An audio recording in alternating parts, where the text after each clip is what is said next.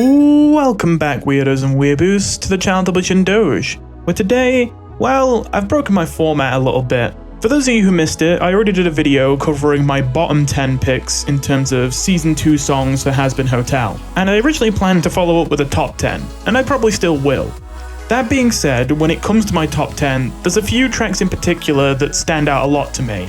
Not to mention, I kind of bit off a little bit more than I could chew, ended up spending a long time on that bottom 10 video, so the top 10 would also probably take a while. Considering those factors combined, I thought it might be a good idea for some tracks in particular in my top 10 that I just have a lot to say about to get their own standalone videos, and that when I do upload the top 10, I'll just point to these standalone videos for the longer entries and just give a quick summary. In particular, this video is obviously going to focus on Losing Streak.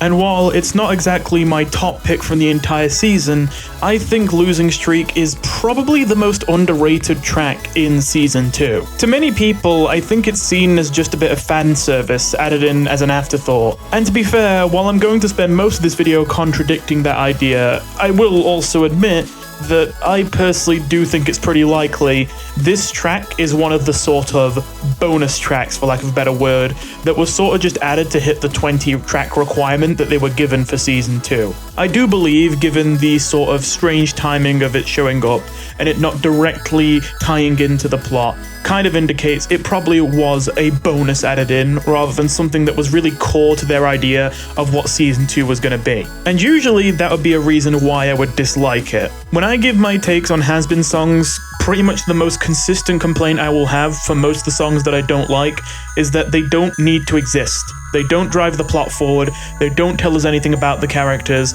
they are just there to be wacky and quirky and fill time. I just don't like that. Hazbin's strength is its combination of music and storytelling, and when it's just music without the storytelling, it doesn't really work as well. And that can seem like a critique that is very well placed on this song. That being said, I'm going to obviously defend it. A big reason being because while I definitely would concede that this is practically irrelevant to the plot, I actually think that this song tells us a lot more about the characters than people realize. I don't know, I might be wrong here, but I must admit, I kind of get the impression that the entire point of this song went over a lot of people's heads. Though maybe that's kind of understandable. I do think that it's almost the song's own fault for placing so much visual emphasis on Angel. And don't get me wrong, Angel is the one singing the song, but that's the thing. They may be the ones singing it, but it's not really about them. This is a song about Husk, and I think once you understand that and actually start diving into what that means for Husk's character, it's actually got a lot to it. This song really has grown on me a lot. I have to admit, I think this is a big reason why Hazbin Hotel has struck such a chord with me, where for some people it hasn't. I'm going to try not to get sanctimonious about this, but I feel like it's hard to be blunt and honest about my feelings without at least it sounding a little bit like that. There is plenty in this world to be cynical about. Don't get me wrong, and I am not saying anyone is wrong for being cynical. There is a lot wrong with the world right now. That being said, cynicism alone is unproductive.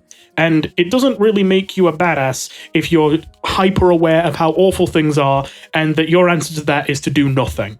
I know a lot of people hate Charlie in the show, and there's certainly moments in the show where I hate the way that Charlie is behaving and how she's portrayed. But as a whole, I really enjoy Charlie as a character, because at the end of the day, I feel like people do not give enough credit to how difficult it is to constantly be that beam of hope for other people. Sure, it's sappy, but it's really important. Without it, you get doom slop. I don't know what else to call it. And oftentimes, these people are seen as dumb and annoying. But to be honest, I think that's just something you have to shoulder. Even if you're quote-unquote doing it the right way, people will always perceive you as dumb and annoying if you're trying to give people hope, if you're trying to build a better future. Of course, I'm being vague about this because I'm trying to make it applicable to real life too. Obviously, in the context of the show, it's with Charlie being so enamored with her dream of trying to get everyone, all her people in hell, even though they're literally from hell, to become better people and make their way into heaven. I just genuinely find that very compelling. That doesn't mean I'm blind to her flaws as a character, or doesn't mean that I sometimes don't like how she's handled, but I think the fact that I really appreciate that is part of the reason why I probably like the show so much. But Charlie isn't my favourite character in the show, although I like her. While there are probably other characters who on a pure, ooh, dopamine, I wish they were my friend level, I probably like more, if we're talking characters I think are the most well-written in the show, I think I'd have to say Husker. And that is because I think that Husker is a very much more realistic, down-to-earth depiction of what it means to have hope, even when it breaks you. Whoa now, that sounds a little out there. Pretty sappy, but also maybe a bit of a jump. Does Husk really seem like the most hopeful person?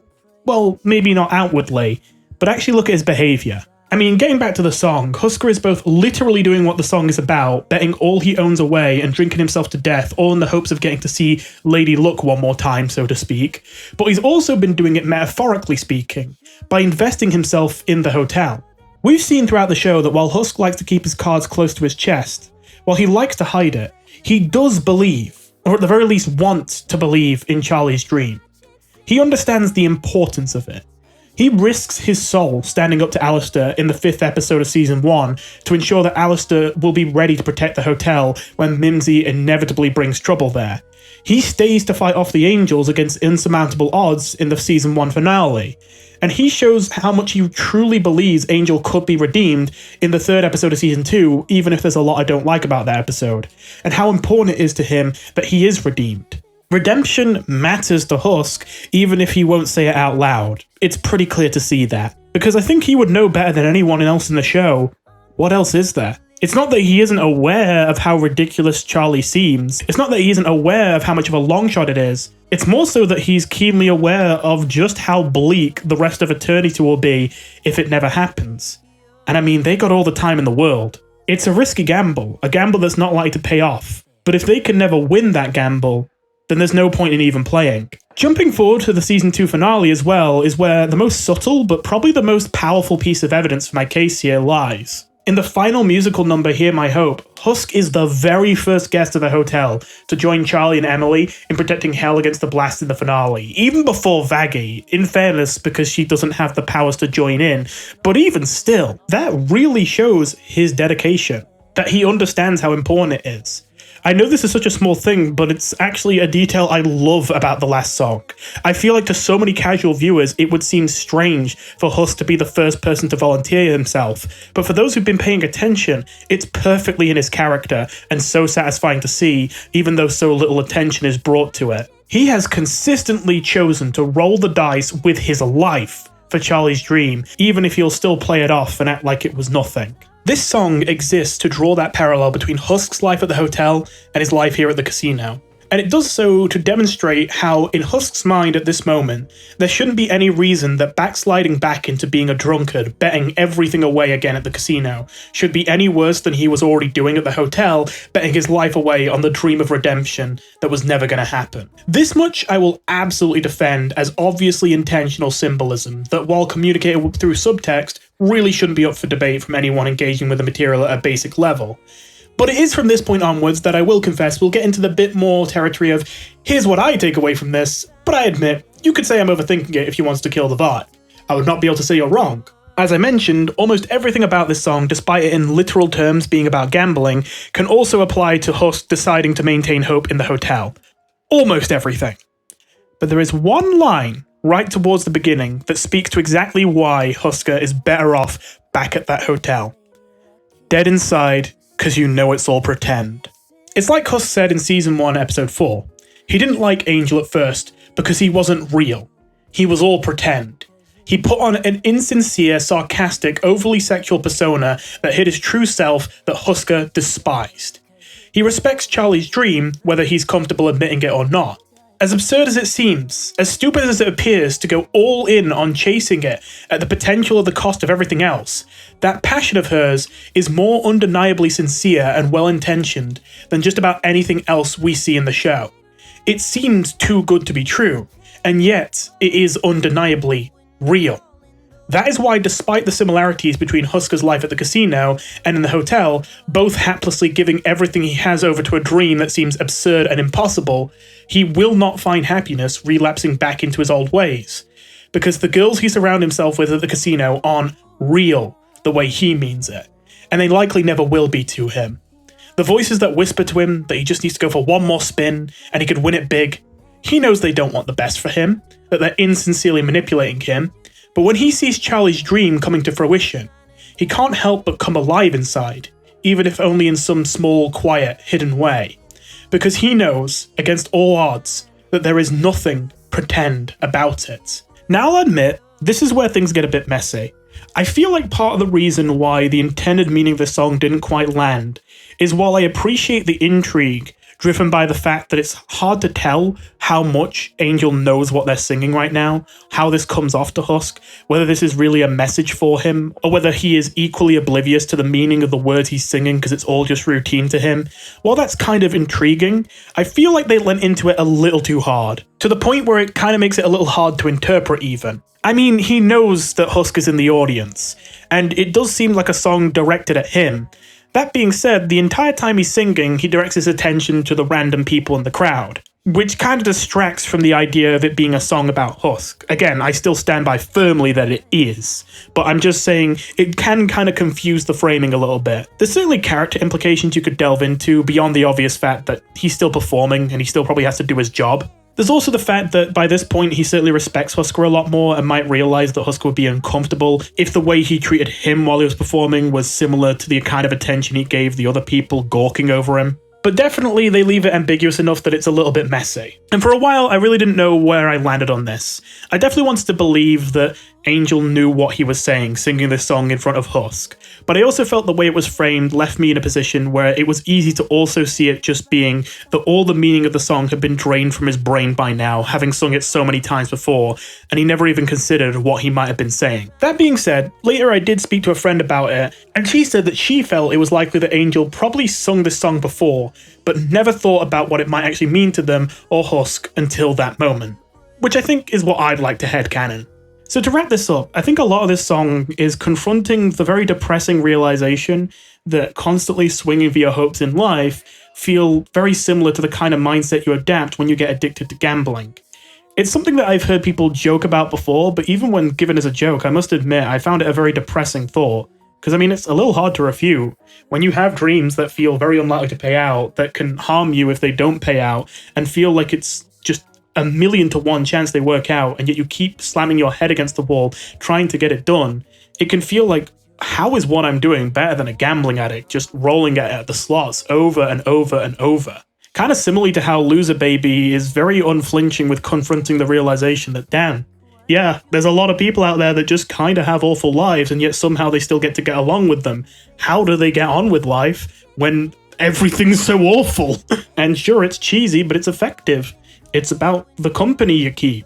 It's about remembering you're not the only one going through all this, and that it becomes so much less awful when you have other people who know what you're going through. Misery loves company and all that. Similarly here, this is another song like Loser Baby that I think confronts a very, very, very tough truth about life that most shows shy away from because it can be very depressing and difficult to answer. How is chasing your dreams that even make life feel worth living in the first place any different from a man who throws his life away trying to chase winning their jackpot at a casino? And this song kind of answers that. For one, beyond the obvious fact that winning the jackpot at a casino will not make you anywhere near as truly happy as achieving your dreams and your lifelong goals, more importantly, there's also the fact that there is genuine good intention behind the people who want to support you in your life goals. And that intention counts for something. I think it's kind of dangerous of falling into the trap of thinking that chasing your dreams is like a gambling addiction, and that people who tell you to do it are people who want the worst for you, like anyone at a casino who would try to convince you to keep gambling your money away. So underneath it all, I really think this song has a very powerful and compelling message behind it. Now, after all that substantive and nuanced discussion, I can follow up by confessing the mildly embarrassing sequence of my inner fangirl with all my chest. Yes, I love that we got to see Angel in drag. I didn't think I needed it before I saw it, but my god, that hairdo. I am not even gooning. That is just goals right there. Oh yeah, and haven't really brought it up in a video on the channel yet, just because it hasn't mattered much, but now might be a good time to explain that I may also be experiencing a bit more of an attachment to this song than most, because I'm, well, I can't lie. I am insanely envious of Angel's singing voice here, good god. I mean, okay, if you're a guy or just AMAB in general, I'm telling you right now, however hard you think it would be to sing like this with a male voice, you do not understand how hard it is. Try it, go on, try it right now. No, I dare you. I'm already slamming my cringe but proud tokens onto the table. How about you join in? As Zestiel would say, I implore you to share the load. I can tell you from experience as someone who would prefer to have a more feminine voice, if I'm completely honest, and has tried to push myself to sing outside of my natural range, it is insanely difficult to sing like this if you just aren't born like that. It is genuinely a little hypnotic to me. Half the time I'm rewatching this, my mind is just completely blanking, blown away. All I can think of is how the hell is his voice not breaking or wavering or cracking at all, holding these delicate high notes for so long. Like, you know, the drag get up is impressive, but it's animated, it's just drawn. Like, you know, the actor doesn't have to do anything to do the drag get up because it's drawn. The animators do that. But the voice! They gotta sing that! Other than, well, all of that. The piano solo is reserved, but I mean, it's beautiful. Honestly, the opening to this song sometimes just randomly plays in my head when I'm in the shower, and it's like, that's nice. That's a nice way to start the day. I'm not typically much for minimalism in general, not that there's nothing there, but I sometimes see it as an over-intellectualized excuse for not pushing yourself artistically. That being said, I don't dislike minimalism with clear purpose. This song is just a gentle piano and Angel's voice, but both of them perform and mix together so beautifully that I could not possibly critique it for that. All that said, it's still not in my top 5 or anything. Yeah, obviously I still mean everything I said about this song, but while it focuses on being a small but refined package, that lack of scale means the only thing that could really make this song a 10 for me would be if it held more emotional poignance. I've clearly made an argument that some exists in the subtext of the song, but it's also broad in scope and deprioritized by the visual framing that while it makes for good reflection and food for thought, it doesn't really hit you right here as it should maybe, unfortunately. Even just one more direct emotional gut punch, one moment where all the regrets and ambivalence could rise to some salient crescendo, could have really sold it for me. Unfortunately, it never comes, and I struggle to even blame the song for that. I don't know how they could have worked something like that into this song, given its minor role in the main plot. That being said, it still impacts the experience, so I gotta dock a couple points for it, unfortunately. Safe to say though, while I couldn't give this more than a middle-of-the-road ranking, I have a soft spot for it, and at least will continue to die on the hill that it is a deeply underrated and overlooked song in this season. With all that said, thank you for watching, and I will see you in the next one. I will eventually do the top 10, don't worry. Goodbye.